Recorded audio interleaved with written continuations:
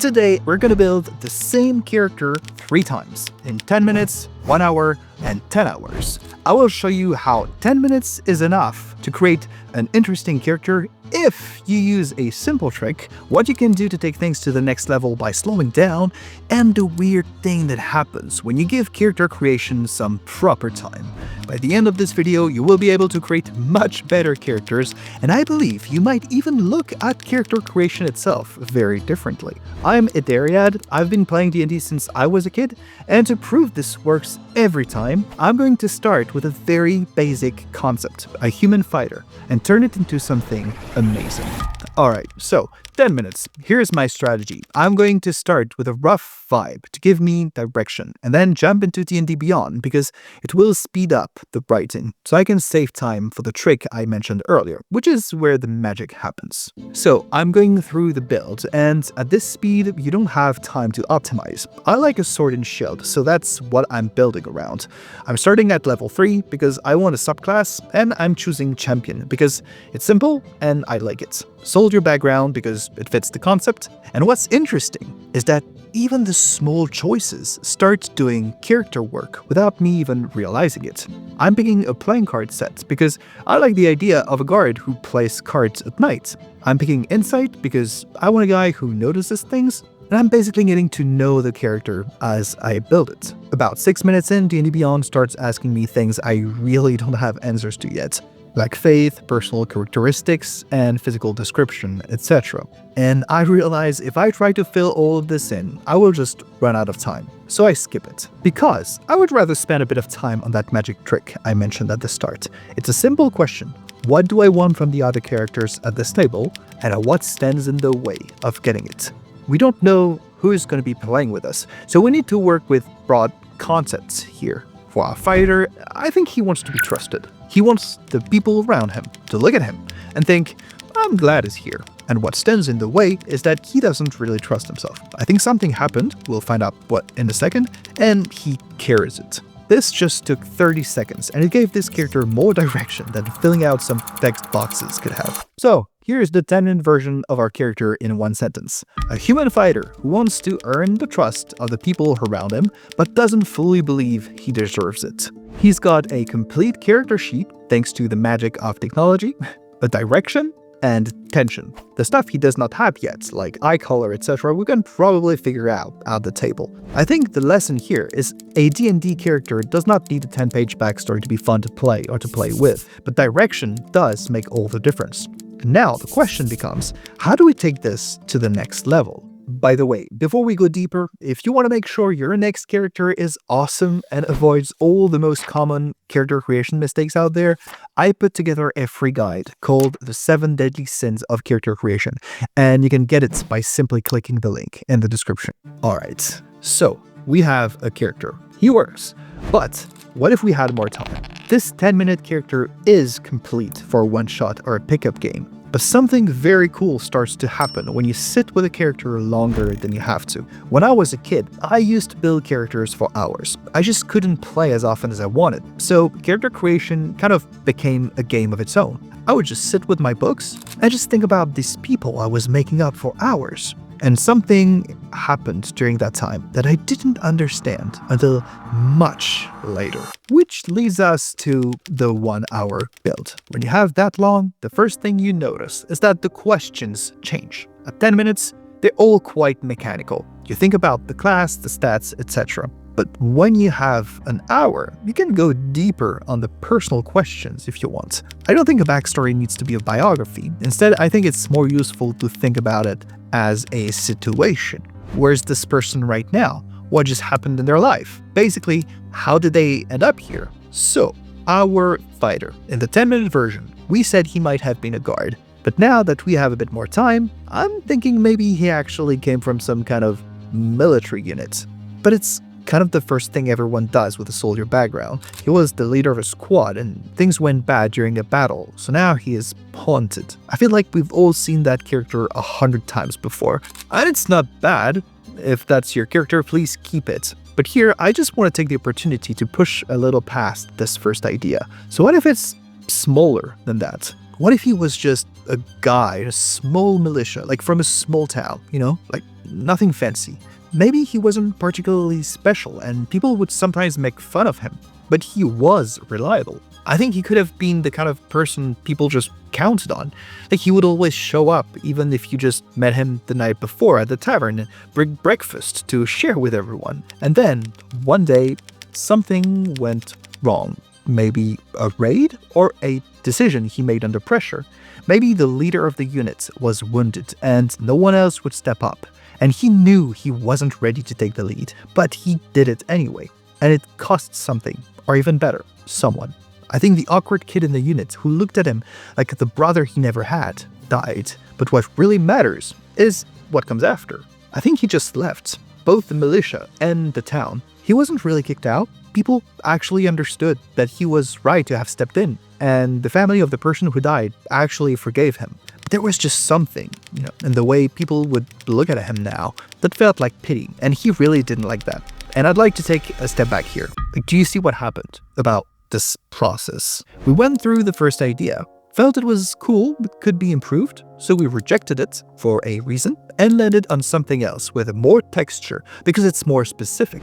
Our character is not really a failed hero, but he is a failed neighbor, which I think in a sense is so much worse and probably more relatable. So it's going to be easier to roleplay too. And now that magic question we asked in the 10-minute build gets so much richer. We'll keep the he wants to be trusted part. That doesn't need to change. But now we have a better idea about the why he does. He's just trying to prove, mostly to himself, that he is still someone worth trusting. And he'll be looking for evidence of that. In every interaction, even in fights, he will try to find clues to prove to himself that he's not the person he turned into in his worst moment. And what does he want from the other characters? Well, for them to rely on him. And for this, he has a strategy. He'll be the one who steps in front of the hits. Maybe that's why he became a sword and shield dude, even though in his militia days, he'd only carry a lance. We chose a lance on the sheet, so we can use this. And maybe this means he now has a weird self-taught fighting stance that works, but would be fun to describe during combat. And so, what stands in the way? I think deep down, he's terrified that if he ever faces a truly important moment, he'll just freeze again. And what I would like you to see here is that this will improve the experience of the whole table, not just yours. Because when a character has that kind of inner tension, it automatically creates cool scenes with everyone. Like say we're playing with a rogue who has trust issues. Our warrior wants nothing more than that trust, so he will probably try to overplay it, which the rogue might find suspicious, etc, etc. The other characters become mirrors and give us direction to roleplay. This is where you get after 1 hour thinking about your character. We could have gone back to the sheet, but I wanted to show you that you don't have to. You can use that time to dig deeper into who the character is. I feel like I know the guy more now. He's almost a different character. If you're someone who loves the mechanical build side of things with the combos, etc., please don't think I'm saying you're wrong.